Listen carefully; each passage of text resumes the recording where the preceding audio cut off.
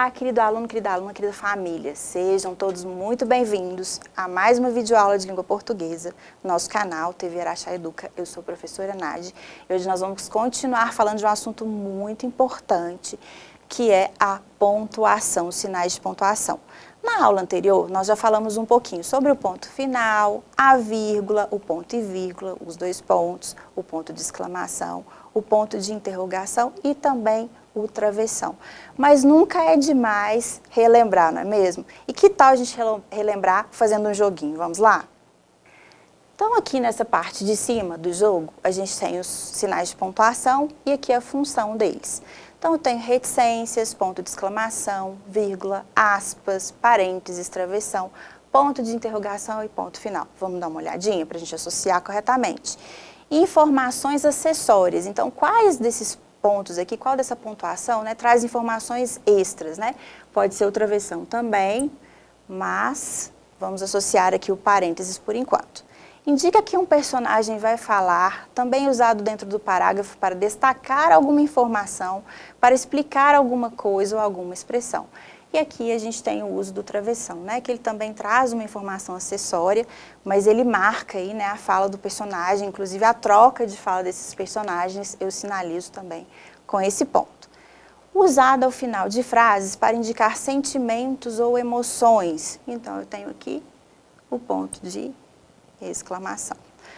Usado ao final de frases para apresentar questionamentos. Eu uso o ponto de interrogação. Enfatiza expressões além de indicar citações. E aí eu tenho aspas. Indica dúvida, incerteza, continuação, suspense. E aí eu tenho as reticências. Indica que a frase afirmativa ou negativa terminou. Ponto final. Indica uma pequena pausa na leitura para separar as palavras-chave ou as frases. E aí eu tenho o uso da vírgula. E aí, vamos conferir, vamos ver se nós acertamos todos. Isso aí, muito bem, ótimo. Então, que tal a gente passar agora para a segunda parte da aula de hoje e ver outros pontos, outros sinais de pontuação. Vamos lá? Avançando um pouquinho mais nesse mesmo tema, hoje nós vamos falar sobre reticências, parênteses e aspas. Também sobre o travessão. Olha só, travessão. Eu uso travessão para iniciar a frase de um personagem no discurso direto. Então, ela disse, eu sinalizo a fala do personagem com um travessão. Gostaria que fosse possível fazer a viagem antes de outubro. Se eu tenho a troca de fala do personagem, ou seja, a próxima fala não é do mesmo personagem, eu vou sinalizar usando outro travessão. Então, aqui eu tenho, olha, mudança. Querido, você já lavou a louça? Sim, já comecei a secar, inclusive, certo? Então, dois travessões aqui para sinalizar essa troca de fala. Também utilizo o travessão para unir grupos de palavras que indicam itinerários. Como assim? Observe aqui, rodovia Belém-Brasília. Isso é um trecho, é um itinerário, a rodovia que vai de Belém até Brasília. O descaso do poder público com relação à rodovia Belém-Brasília é decepcionante. Também utilizo o travessão para substituir a vírgula em expressões ou frases explicativas. Dizem que Elvis, quem era Elvis? O rei do rock, na verdade detestava atuar. Também poderia ter usado os parênteses aqui nesse caso, sem problema nenhum.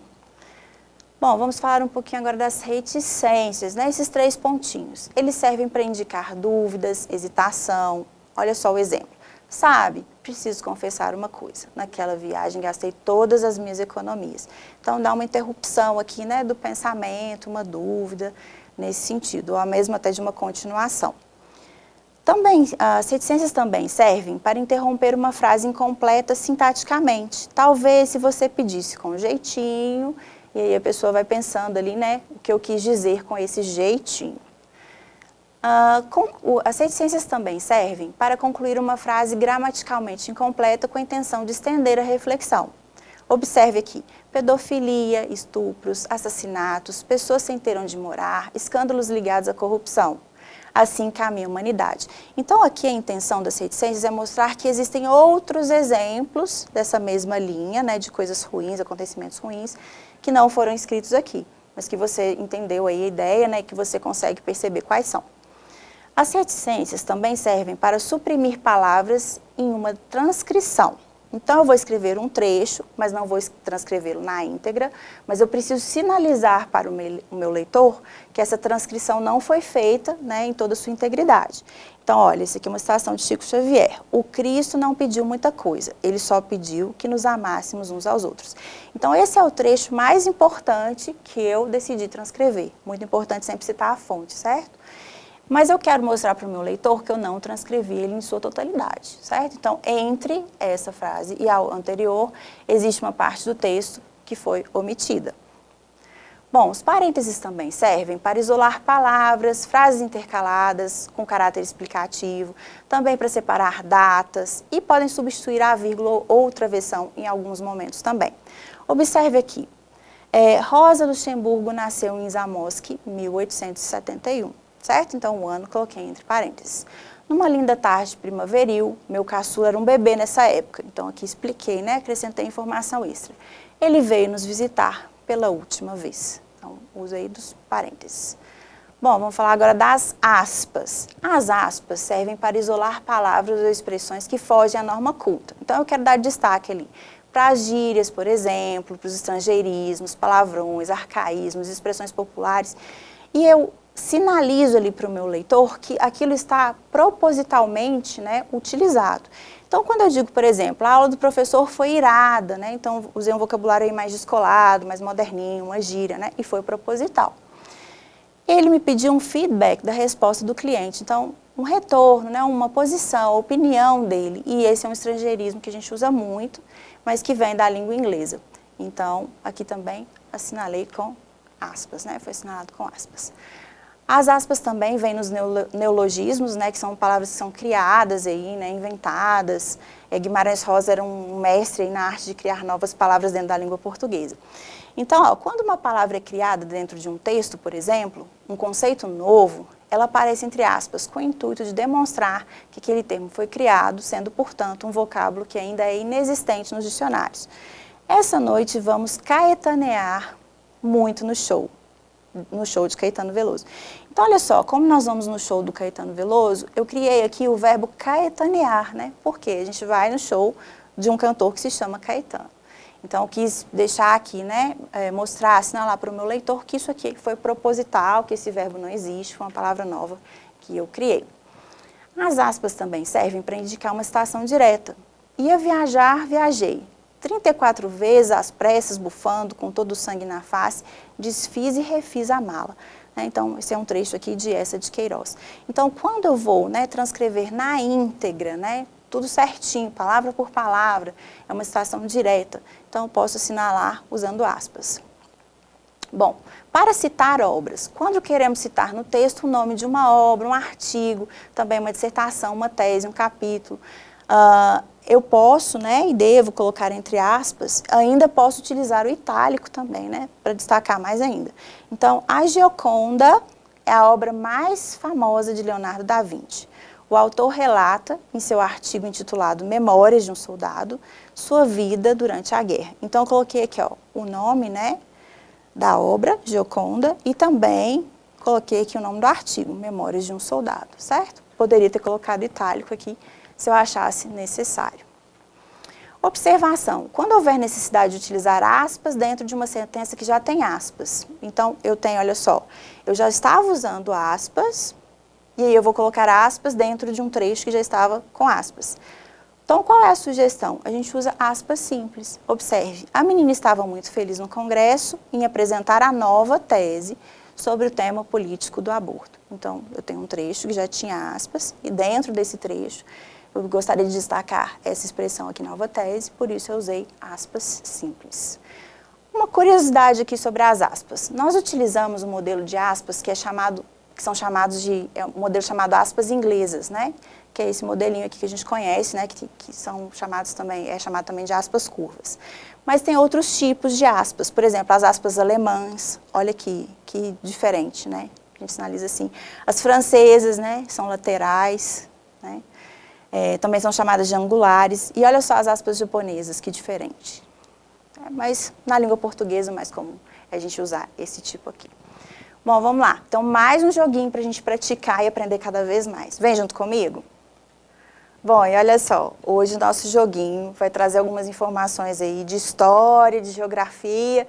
Então, além da pontuação, a gente vai rever alguns conteúdos aí, né, das outras matérias que são também muito importantes. Então, vamos lá. Primeiro João chegou na sala e falou. Então, João falou, 2 pontos. Aqui tem um travessão, né, sinalizando a fala do João. Mãe, tem um vocativo, coloco vírgula. Você sabia que o primeiro nome dado ao Brasil foi Ilha de Vera Cruz? E ele faz uma pergunta para a mãe.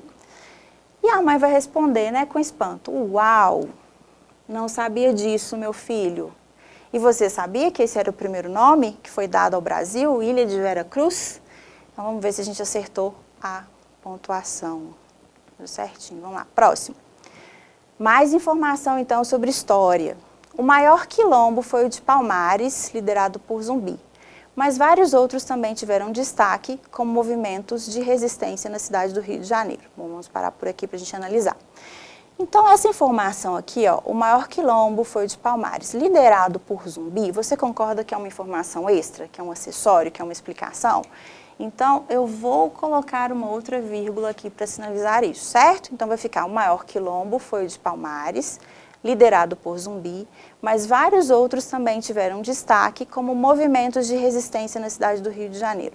Como, por exemplo, 2 pontos, vou exemplificar. Quais foram? Quilombo do Leblon e Quilombo de Manuel Congo. Ponto final. Vamos ver se está tudo certinho. Muito bom, acertamos tudo. Continuando aqui em mais informação sobre história.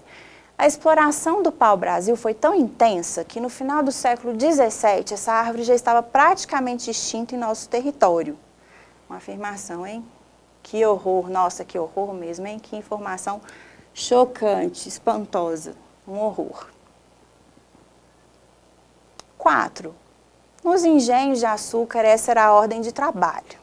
O feitor gerenciava e administrava o ritmo da produção para o senhor do engenho. Bom, então nos engenhos de açúcar, essa era a ordem de trabalho, né? Então vou descrever aí, né? Vou dizer como é. Então, 2 pontos. Essa era a ordem de trabalho, 2 pontos. O feitor gerenciava e administrava o ritmo da produção para o senhor de engenho, ponto e vírgula. Então, tenho aqui, né, uma primeira fase. O mestre de açúcar supervisionava o trabalho. Então, mais um ponto e vírgula aqui, né? Segunda parte aí da ordem do trabalho. Os negros escravizados trabalhavam. Ponto final. Vamos verificar se está tudo certinho. Ok. Mais um trecho, vamos lá. Pedro disse a Manuela. Então, Pedro disse a Manuela, 2 pontos. Vamos ver o que ele disse, travessão. Imagina como era a situação dos navios negreiros. Vamos lá, né? Então, ele está pensando aí, né? Formulando aí. Muitos dos negros capturados na África e trazidos para o Brasil vinham para cá em situações degradantes. Então, vamos continuar aqui a informação, vírgula. Muitos nem conseguiam sobreviver durante a viagem. Eu nem gosto de pensar, né? Respondeu aí a Manuela. Absurdo. Ficou chocada. Vamos ver se nós acertamos tudo. Bom, tudo certinho. Então, vamos encerrar a aula de hoje. E já partindo para o final da aula de hoje, eu te convido a assistir um vídeo que vai trazer mais informações para a gente relembrar ainda mais o tema da aula de hoje, os sinais de pontuação. Vamos conferir? Bom, antes de nos aprofundarmos nos sinais que marcam pontuação em um texto escrito, é preciso diferenciarmos 2 termos importantes ao processo de linguagem, isto é, a capacidade humana de estabelecer comunicação das mais variadas formas. Veja só, por um lado temos a língua como um conjunto de códigos e palavras específicos para que se estabeleça comunicação, organizados por regras gramaticais. Enquanto isso, por outro lado, temos a fala, como uma forma particular como os seres humanos são capazes de estabelecer essa comunicação. Note que nessa comunicação oral, ou seja, no processo de fala, os recursos de expressão são diversificados, conseguimos expressar certas emoções pela entonação, por melodia, pela pausa, isso é claro para você? Com esse mesmo objetivo, a pontuação é utilizada. Pontuamos determinadas sentenças a fim de nos aproximarmos da entonação oral. Dessa forma, a vírgula, o ponto final, ponto de exclamação, ponto de interrogação, 2 pontos, ponto e vírgula, reticências, aspas, parêntese, travessão, Todos esses são sinais que asseguram efeitos de sentido em um determinado enunciado. Bom, veja só esse exemplo aqui na tela.